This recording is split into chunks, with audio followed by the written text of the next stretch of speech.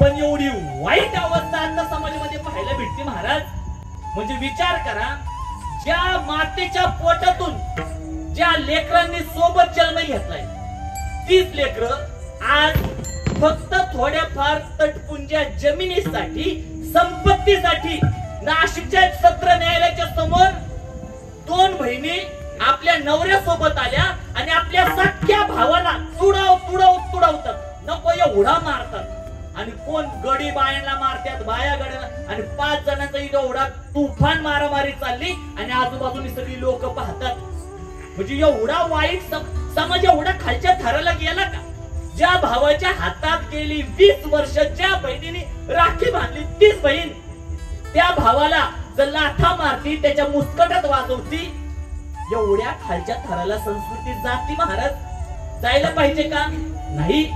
यावर कुठेतरी पायबंद बसला पाहिजे. मग महाराज आपण काय कायद्यात बदल करायचा का?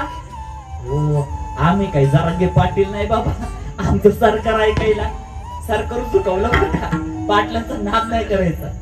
म्हातार वयात आपलं कोण ऐकणार नाही. आपण कमवतोय खरं, चांगल्या मार्गाने कमवतोय, पण त्याची विल्हेवाट जर अशी सत्र न्यायालयामध्ये मारामारी करून जाणार असेल तर सगळ्यात जास्त तिथं जी मारामारी चाललेली ना, त्या मारामारी चालणाऱ्यांमध्ये त्या पोराला कोण शिव्या देत नसेल, त्या बायांना कोण शिव्या देत नसेल, सगळ्यात जास्त शिव्या कुणाला पडत असतील? ज्याने ती संपत्ती कमावली, ज्याने त्याच्या लेकरांना असे संस्कार दिले नाही.